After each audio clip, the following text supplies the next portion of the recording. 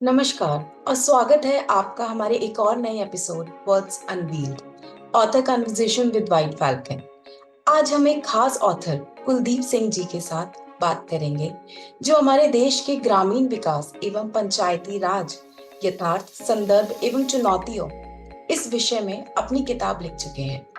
कुलदीप सिंह जी, जिनका जन्म एक किसान परिवार में प्रसिद्ध गांव छर्रा में हरियाणा के झज्जर जिले के बहादुरगढ़ तहसील में हुआ। इन्होंने ग्रेजुएशन की डिग्री पंडित नेकीराम शर्मा गवर्नमेंट कॉलेज रोहतक से ली है। उसके बाद post graduation and MPhil in mass communication from Maharshi Dayanand university Rohtak से की। 2012 हरियाणा विकास और पंचायत विभाग में पंचायत सचिव के रूप में अपॉइंट किया गया और इसके बाद MA degree in rural development IGNOU से। नमस्कार सर, आपका स्वागत है। जी नमस्कार जी। आप अपनी किताब के बारे में हमें थोड़ा सा बताइए। देखिए, पंचायती राज व्यवस्था जो है उसका इतिहास बड़ा पुराना है। जी। हमारा देश जिसको गांवों का देश कहा जाता है, इस देश में शुरू से ही पंचायती राज संस्थाओं जैसे संघों का उल्लेख हमारे वैदिक साहित्य से लेकर बाद में का भी जो दौर रहा जिसमें मुस्लिम शासक हमारे देश में रहे, ब्रिटिश ईस्ट इंडिया कंपनी हमारे देश में रही, उस समय भी ऐसे संगठनों का, ऐसे संघों का उल्लेख हमारे देश में मिलता है। आजादी के बाद जब महात्मा गांधी जी जैसे महापुरुषों ने ग्राम स्वराज का एक जो स्वप्न देखा था, उसको साकार करने के लिए पंचायती राज संस्थाओं को एक माध्यम माना और उनका अस्तित्व हुआ। इसी के फलस्वरूप पंचायती राज संस्थाएं ग्राम स्तर पर हमारे देश की तकरीबन 68.8% आबादी, जो 2011 की जनगणना के आंकड़ों के अनुसार गांवों में निवास करती है, उसके लिए जो योजनाएं निर्मित होती हैं उनके क्रियान्वयन का माध्यम है। तो इसमें जब 2012 में मैं विकास एवं पंचायत विभाग में बतौर पंचायत सचिव हरियाणा में तैनात हुआ, तो उसके बाद मैंने बहुत सारे ऐसे विषय देखे कि सरकार की योजनाओं का संपूर्ण लाभ लक्षितों तक नहीं पहुंच पाता है। उसमें बहुत सारी परेशानियां, दिक्कतें, बहुत सारे ऐसे बीच में बाधाएं रहती हैं जिस कारण ना योजना लक्षितों तक पहुंच रही है और ना ही उसका संपूर्ण लाभ मिल रहा है, ना वह अच्छे तरीके से क्रियान्वित हो पा रही है। तो मन में एक उत्सुकता बनी, इसीलिए मैंने अपनी इस पुस्तक में उन तमाम पहलुओं को छूने की कोशिश की है जो वास्तविकताओं से ओतप्रोत है। जी बिल्कुल सर। और आई थिंक कि जितने भी हमारे व्यूअर्स है, रीडर्स है, उनको काफी नई चीजें जानने को मिलेगी क्योंकि हम रूरल एरिया से काफी अपने आप को डिटैच कर चुके हैं, तो हमें वहाँ के इनसाइट्स पता नहीं है। तो इस किताब के जरिए जरूर हमें सारे इनसाइट्स पता चलेंगे। सर, क्या आप हमें बता सकते हैं कि आपके नजरिए के मुताबिक पंचायती राज संस्थाओं का महत्व और उनका किरदार कैसे बदल चुका है? देखिए, जब हमारा देश आजाद हुआ तो सर्वप्रथम हमारे देश के महापुरुष जो ग्रामों के प्रति जिनकी एक आस्था भी थी और जो मानते थे कि इस देश की तकरीबन आबादी, उस समय तो 80% से अधिक आबादी हमारी ग्रामों में निवास करती थी। तो उन महापुरुषों ने एक जो स्वप्न देखा था, उसी के फलस्वरूप 1952 में पंचायती राज संस्थाओं के ही जरिए सामुदायिक विकास कार्यक्रमों की शुरुआत हमारे देश में राजस्थान के नागौर जिले से हुई थी। उस दौरान पंचायती राज संस्थाओं को देश में संवैधानिक अस्तित्व नहीं मिला। उसके बाद से लगातार सरकारों द्वारा कमेटियां गठित की जाती रही, वो कमेटियां अपनी रिपोर्ट सरकार के समक्ष पेश करती रही। जब राजीव गांधी जी की सरकार थी, उस समय पंचायती राज संस्थाओं को कानूनी रूप देने के लिए एक बिल लाया गया, लेकिन वो उस समय बहुमत ना होने के कारण वो पास ना हो सका। उनके बाद 1992 में पंचायती राज संस्थाओं को संवैधानिक अस्तित्व देने वाला जो कानून था, वो कानून पास हो गया। उस कानून के पास होने के बाद से पंचायती राज संस्थाओं का स्वरूप बदल गया, क्योंकि इससे पहले उनका जो अस्तित्व था वो कानूनी नहीं था। वो कानूनी तौर पर उनके पास उतने व्यापक अधिकार नहीं थे, उनके पास आमदन के इतने विस्तृत स्रोत नहीं थे। तो वो अस्तित्व जैसे ही बदला, उनके पास जिम्मेदारियों का एक बहुत बड़ा परिप्रेक्ष्य आ गया, जिसमें जिम्मेदारियां भी उनकी बहुत ज्यादा बढ़ गई। तो इस तरीके से दर बदर समय के अनुसार थोड़े थोड़े समय में ये जो परिवर्तन हुए, उसके बूते ही पंचायती राज संस्थाएं आज के दौर की अगर हम बात करें तो वो स्थानीय स्वशासन की सबसे छोटी इकाई। तो सर, जी। जैसे आपने कहा कि वो बिल पास हुआ और बाकी डिटेल्स, तो क्या आज जी। जो एक डिसीजन एक कोर्ट में लिया जाता है, क्या वो सेम वैल्यू करता है जो एक पंचायती राज में लिया जाता है इन रूरल एरियाज? देखिए, पंचायती राज संस्थाएं जो हैं वो जिस अवधारणा पर कार्य कर रही हैं, जैसे राज्य की विधान परिषद और विधानसभाएं हैं, देश में सबसे बड़ी जो पंचायत लोकसभा और राज्यसभा है, उसी प्रकार ग्राम स्तर पर ग्राम पंचायतें हैं, खंड स्तर पर पंचायत समितियां हैं, जिला स्तर पर जिला परिषदें हैं। उनके सदन की बैठकें भी इसी प्रकार होती हैं, उसमें भी प्रस्ताव पारित किए जाते हैं और उनके अधिकार क्षेत्र में रहते हुए जो अधिकार पंचायती राज संस्थाओं को कानून ने दिए हैं, उसमें रहते हुए और कानून की गरिमा में रहते हुए वो जिन जिन विषयों को लेकर आती हैं, उनमें तरतीब से अगर वो चलती हैं तो वो निश्चित तौर पर एक कानूनी तरीके से ही बहुत सारे कार्य कर सकती हैं। आपने कहा कि पिछले 2 दशकों में ग्रामीण विकास पर लिखा गया काम कम हो गया है। क्या आप इस पर और जी। विस्तार से विचार अपने प्रकट कर सकते हैं? देखिए, पिछले 2 दशक में हमारे देश में जो शहरीकरण की रफ्तार है, वो सर्वाधिक रही है। बिल्कुल। इस शहरीकरण के भी मैं 2 कारण मानता हूँ। कुछ लोग तो शहरीकरण को विकास का पर्याय मानते हैं। यह एक अच्छी बात है कि हम शहर में जब जा रहे हो तो वो निश्चित तौर पर ग्राम का अगला कदम है, अगला पायदान है। लेकिन उसको विकास का पर्याय मानना बड़ी भूल है, क्योंकि बहुत सारे गांव हमारे देश में भी बहुत सारे ऐसे गांव हैं जिनका विवरण मैंने अपनी पुस्तक में भी दिया है। और अगर हम अपने देश की सीमाओं से बाहर निकलते हैं तो भी जो ग्रामीण जो क्षेत्र है वो शहरों से कई गुना आगे है, ऐसे भी हैं। तो इसमें जो शहरीकरण की प्रक्रिया बढ़ी, उसमें कुछ लोगों ने पलायन कर लिया और कुछ सरकारों का ध्यान ग्रामों की अपेक्षा, मैं यह नहीं कहूंगा कि ग्रामों को सरकारों का ध्यान नहीं मिल रहा, लेकिन गांवों की अपेक्षा शहरों की तरफ सरकार का ध्यान अधिक रहा है। यह कारण रहा कि गांव की जो विकास एक समुचित होना चाहिए था, जो मूलभूत सुविधाएं वहां आसानी से उपलब्ध हो जानी चाहिए थी, उन मूलभूत सुविधाओं का वहां अभी तक बहुत सारे गांव हैं जिनमें अभाव रहा है। बहुत सारे गांवों ने हालांकि उस चीज को, उस मानकों को से ऊपर वो चले गए हैं, मूलभूत सुविधाओं से भी वो आगे चले गए, वो विकसित ग्रामों की श्रेणी में चले गए हैं। तो पिछले जो 2 दशक रहे, इसमें सर्वाधिक चीज यही रही कि शहरीकरण की रफ्तार बढ़ी और ग्रामों की तरफ जैसे जैसे आज का युवा है, जो एक हमारी शिक्षा का जो एक दायरा बन रहा है, उसमें कहीं ना कहीं गांवों की जो मूल चीजें थी वो गौण हो रही है। यही वजह रही है कि जो नवोदित लेखक हैं, जो नए लेखक हैं, वो गांव जैसे विषय, पंचायती राज जैसे विषय, इस विषय से कहीं ना कहीं अपने आप को दूर रखना चाहते। तो सर, क्या आप सरकार के द्वारा शुरू की गई किसी विशेष योजना को लेकर अपने थॉट्स शेयर करेंगे हमसे?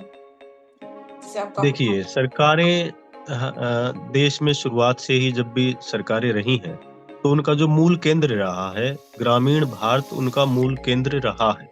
ग्रामीण भारत को लेकर सरकारों द्वारा प्रयास जो किए गए हैं, उनकी जो फेहरिस्त है वो काफी लंबी है। उसको कुछ शब्दों में या कुछ मिनटों में बता पाना संभव नहीं है। लेकिन वो किन कारणों से अपने असल लक्ष्यों तक नहीं पहुंच पाई, ये चिंतन का विषय है, शोध का विषय है। सर, आपको नहीं लगता कि आज के टाइम में भी लोगों का विश्वास पंचायत द्वारा लिए हुए डिसीजन से ज्यादा लोग कोशिश करते हैं कि वो कोर्ट के थ्रू या लीगल प्रोसीजर के थ्रू फॉलो करें? मतलब उनका विश्वास खुद भी इवन लोग अगर उनके डिसीजन को लिए, जो पंचायती द्वारा डिसीजन लिया हुआ होता है, और अर्बन एरियाज में, शहरों में भी लोग उसको ज्यादा वैलिडेट नहीं करते, ज्यादा नहीं मानते, वो लीगली जो कोर्ट के थ्रू डिसीजंस होते हैं उनको मानते। तो ऐसे कुछ चेंजेस, मतलब ऐसा कुछ चेंज जो हमारी सरकार को लाना चाहिए कि उसकी और उसकी वैलिडेशन दोनों की सेम हो। देखिए, इस विषय के 2 पहलू हैं। जो पंचायती राज संस्थाएं हैं, अगर हम इतिहास में जाएंगे तो पंचायतों के पास न्याय संबंधी अधिकार हुआ करते थे। चाहे वो मौर्य शासनकाल रहा हो या उससे पहले का जो हमारा इतिहास है, उसमें भी ऐसे उल्लेख मिलते हैं कि उस समय जो पंचायतें थी या जो ग्राम संघ थे, उनके पास न्याय संबंधी अधिकार थे। जब बिल्कुल। हमारे देश में नए पंचायती राज कानून बने, हम्म, तो उनमें ऐसी व्यवस्थाएं मुखर रूप से नहीं है कि पंचायती राज संस्थाओं के पास कोई वैधानिक तरीके से न्याय संबंधी अधिकार उनको प्रदान किए गए।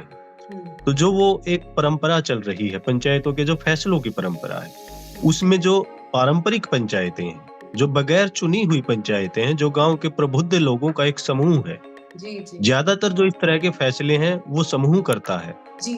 जो ये चुनी हुई पंचायती राज संस्थाएं हैं, अधिकतर राज्यों में वो न्याय संबंधी फैसले नहीं करती हैं। बिल्कुल। हालांकि जब भी कोई विवाद उत्पन्न होता है तो चुने हुए जनप्रतिनिधि उसको सुलझाने की कोशिश अवश्य करते हैं। बिहार राज्य में इस प्रकार के प्रयोग सरकारों ने किए हैं, जिसमें उनको न्याय संबंधी अधिकार देने की पहल हुई है। लेकिन वो कितने कारगर साबित होंगे या अभी कितने कारगर साबित हो रहे हैं, उसके बारे में अभी कुछ कहना उचित नहीं है। जी जी जी जी। तो सर, पंचायती राज संस्थाओं में भागीदारी और शक्तियों का दौर किस तरह से सुधारा जा सकता है? देखिए, पंचायती राज संस्थाएं जो मूल लोकतंत्र की अवधारणा पर केंद्रित हैं, इसमें जन भागीदारी अगर नहीं है तो निश्चित तौर पर जो लोकतंत्र की असल धारणा है उसका कहीं ना कहीं लोप हो रहा है। लेकिन अगर आप जब भी ग्रामीण क्षेत्र में या शहरी जो हमारे निकाय हैं उनमें भी अगर देखेंगे, तो जो जन सहभागिता है उसका सर्वथा अभाव प्रतीत होता है। उसके भी बहुत सारे कारण हैं जिनका विस्तार से मैंने अपनी पुस्तक में भी वर्णन किया है।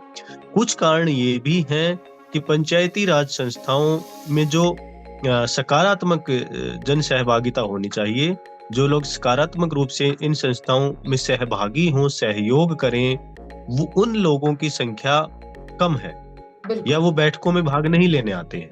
और जो लोग नकारात्मक तौर पर इन संस्थाओं को प्रभावित करते हैं, वो लोग ज्यादा बैठकों में भाग लेते हैं और वो कहीं ना कहीं विकास में सहयोगी बनने की बजाय अवरोध उत्पन्न करने का कार्य करते हैं। जी। तो सर, आपके अनुभव के अनुसार चुनाव प्रक्रिया में उचित ट्रांसपेरेंसी और अकाउंटेबिलिटी कैसे बन सकती है? देखिए, चुनाव प्रक्रिया तो एक बहुत बड़ा विषय है जिसके लिए सरकार के कुछ स्तर के एक अधिकारी होते हैं जो इस बारे में निर्णय करते हैं। और चुनाव प्रक्रिया मेरे हिसाब से बिल्कुल पारदर्शी ही है, क्योंकि सामान्यतः हम सीधे अपने वोट का प्रयोग करके ही चुनाव मेरा सवाल है कि क्या ये फॉलो होती है या जो सालों साल से चुने हुए लोग हैं वो ही इसको कंटिन्यू करते हैं? ना ना ना, अब वो समय नहीं है। वो जो एक दौर था जिस दौर में लगातार कुछ प्रभुत्व वाले जो प्रभावशाली जो लोग होते थे वो ही चुनकर आते थे, वो दौर नहीं है। अब संविधान में विभिन्न प्रकार के प्रावधान हैं। जो हमारे अनुसूचित जाति के लोग हैं, महिलाएं हैं, पिछड़े वर्ग हैं, तो उन सबको प्रतिनिधित्व है। वो उस प्रतिनिधित्व में जब आकर चुनाव लड़ना चाहते हैं, उनके लिए बहुत सारे अवसर हैं। तो अब उसमें भी नए-नए लोग आ रहे हैं, उसमें भी एक प्रभावशाली जो समूह हुआ करता था, उसकी ये धारणाएँ, ये मिथ टूट रहा है। अब उसमें भी नए-नए लोग आ रहे हैं। और आप देखेंगे जो पिछले चुनाव हुए हैं पंचायती राज संस्थाओं में, अगर आप पिछले 10 सालों में जाएंगे, तो इसमें एक युवा वर्ग जिसकी भागीदारी बहुत ज्यादा अप्रत्याशित तौर पर बढ़ी है, जो लगभग आधे से अधिक ये लोग आने लगे हैं। और इसमें एक कारण और रहा, कुछ राज्यों द्वारा, जैसे राजस्थान में प्रयोग हुआ, उड़ीसा में प्रयोग हुआ, हरियाणा में प्रयोग हुआ, कि जो पंचायती राज जनप्रतिनिधि होंगे, इन संस्थाओं के जनप्रतिनिधि होंगे, उनके लिए एक शैक्षणिक योग्यता का एक पैमाना तय किया गया। उसके बाद तो युवाओं की और महिलाओं की भागीदारी और अधिक बढ़ी है। तो ये मैं मानता हूँ कि पारदर्शी ही है, इसमें ऐसा कुछ ज्यादा है नहीं जिस विषय पर मतलब सरकारों को या जनता को ज्यादा ध्यान देने की आवश्यकता हो। जैसे आपने कहा जी। महिलाओं और इन सब की भागीदारी जो है बड़ी है, तो इसको बढ़ाने के लिए क्या प्रक्रिया और योजनाएं होनी चाहिए कि यूथ जो हमारा आज का है, राइट, जैसे कि उनका कंट्रीब्यूशन इसमें ज्यादा हो, तो ऐसी क्या न्यू स्ट्रैटेजीज, ऐसा क्या नया योजनाएं जो है वो बननी चाहिए इनका कंट्रीब्यूशन ज्यादा हो? देखिए, जहां तक महिलाओं के प्रतिनिधित्व की बात है, तो हरियाणा राज्य में प्रयोग हुए और यहाँ पर 50% जो सीटें हैं जी वो महिलाओं के लिए सरकार द्वारा आरक्षित कर दी गई, जिससे उनकी भागीदारी आधी हो गई है। 50% सीटों पर वो निर्वाचित होकर आई हैं इस पिछले चुनाव में, तो वो भागीदारी मैं मानता हूँ पर्याप्त है। उनको बराबरी के अवसर मिले हैं, तो वो भागीदारी उनकी पर्याप्त है। युवाओं की भागीदारी का जहां तक संबंध है, उसका मेरा मानना है कि जो ये शिक्षा का एक पैमाना राज्य सरकारें तय कर रही हैं, तो इस शिक्षा के पैमाने से जो युवा वर्ग है वो निश्चित तौर पर आगे आया है, और देश भर के अन्य राज्यों को भी इस प्रकार के प्रयोग मैं मानता हूँ करने की पहल करनी चाहिए।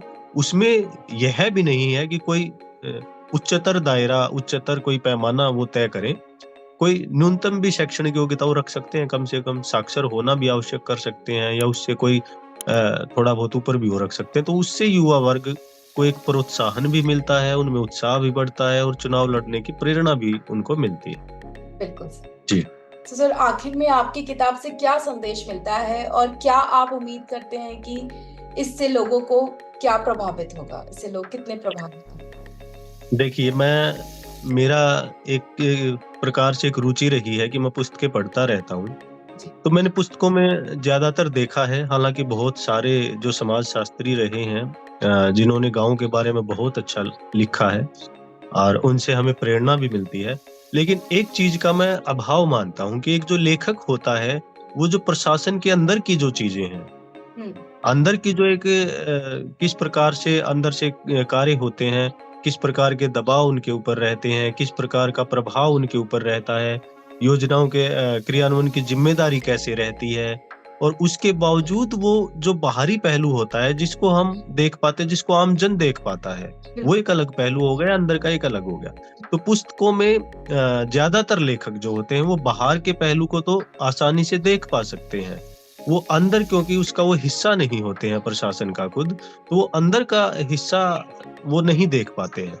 तो मैंने अपनी जो पुस्तक में कोशिश की है, उसमें ये आपको दोनों पहलू देखने को मिलेंगे, क्योंकि मैं खुद शासन प्रशासन सरकार का एक कर्मचारी के तौर पर हिस्सा रहा हूँ, और योजनाओं के क्रियान्वयन की जिम्मेदारी भी मेरे ऊपर रही है, जिस कारण मैं दोनों पहलुओं को समझने में थोड़ा, मुझे लगता है मैं आसानी से समझ पाया, और उसको अपने विचारों के माध्यम से, लेखनी के माध्यम से व्यक्त भी कर पाया हूँ। तो पुस्तक मेरी यही संदेश देती है कि एक तो अपने ग्रामों का जो गौरव है उसको कोई ना भूले, उसको अच्छे से समण रहे सबको, और हमारी जो पंचायती राज संस्थाएं हैं, जो सरकारें योजनाएं लेकर आ रही है, उन योजनाओं का लक्षितों तक लाभ पहुंचे, इसके लिए सकारात्मक जन सहभागिता पंचायती राज संस्थाओं को मिले। इस विषय पर भी जो युवा वर्ग या गांव के जो भी आमजन मेरी पुस्तक को पढ़ेगा, मुझे उम्मीद है वो कहीं ना कहीं जरूर थोड़ा बहुत प्रभावित होगा, और सकारात्मक तौर पर आगे बढ़ेगा, जिससे हमारे ग्रामों को विकसित रूप मिल पाए। बिल्कुल सर, जी। I 100% agree with you. और आई थिंक कि इस इंटरव्यू के थ्रू हमारे व्यूअर्स को, काफी लोगों को जो क्लैरिटी या जो भी कंफ्यूजन था कि पंचायती राज पे जिन लोगों का विश्वास नहीं है, उनको काफी ज्यादा डिटेल्ड इंसाइट्स मिलेंगे। नंबर 2 कि हम कहीं ना कहीं अपने रूट्स, जो हमारे रूरल एरियाज हैं, गांव है, हमें उससे कनेक्ट रखेगा। तो हम सबको कंट्रीब्यूट करना चाहिए टूवर्ड्स दी जो भी रूरल एक्टिविटीज हो रही है, और उसको कैसे बढ़ाएं ताकि हमारा देश का जो एक पर्टिकुलर ऑब्जेक्टिव और गोल है वो अचीव हो। तो सर, थैंक यू, धन्यवाद आपका आज हमारे साथ जुड़कर और अपनी किताब के इनसाइट्स शेयर करने के लिए। To the viewers, you can check Kuldeep Singh ji details work and others mentioned in the bio. Thank you, sir. Thank you for joining us today. Thank you.